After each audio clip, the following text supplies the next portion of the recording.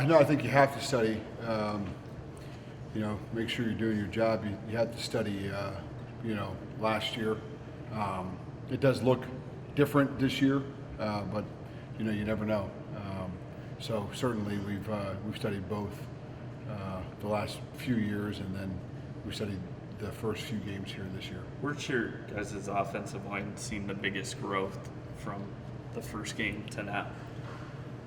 Yeah, it's a good question. I think for just experiences, just playing is a big part of offensive line. I think if you watch like any offensive line the first week and then you compare them as the weeks go on, barring injuries and things like that, I think there's always there's natural growth of playing, and you gain the experience of going against a different type of player. You gain the experience of going against a different front or style of defense or blitzing.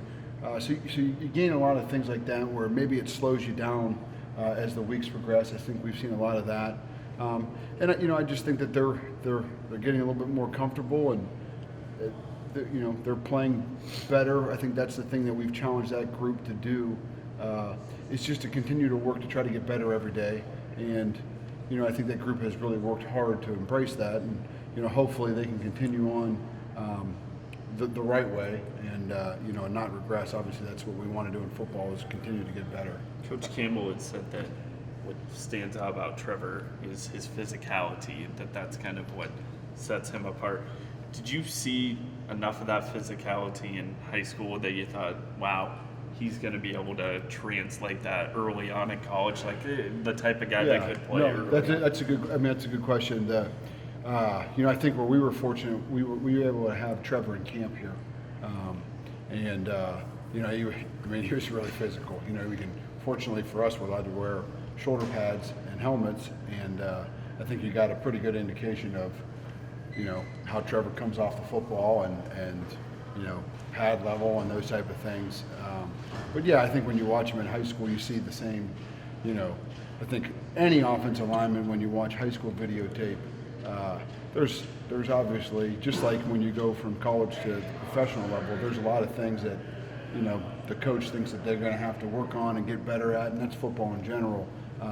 But one thing you never worried about with Trevor was if he was going to come off the ball and try to hit somebody. So I think we've been pleased to see that has translated really well. What kind of rhythm do you feel like you're in with Brock right now, and just his level of comfort operating the offense, and as the play caller, just kind of the synergy maybe you guys have? Yeah, I don't know.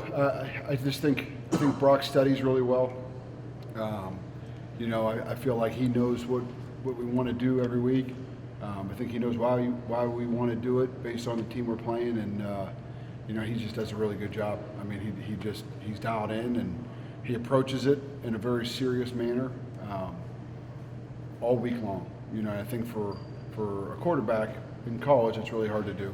But I think particularly a guy he's a younger guy.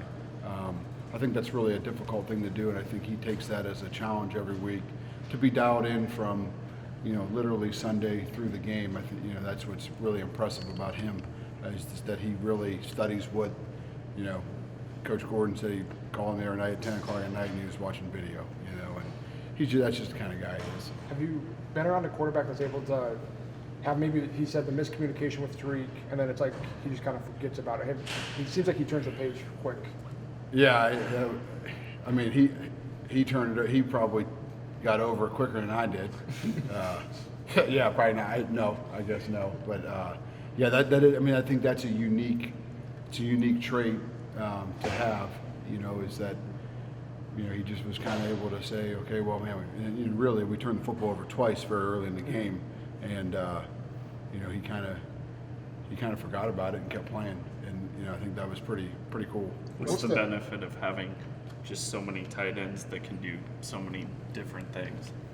I think just having, for us, I think it's really important to have a lot of different guys that can do a lot of different things, because I think it helps you be multiple without being too complex for your own right, for your own good. So I think having guys that can catch the football, can also block, having the ability to play a lot of them at the same time is a good thing.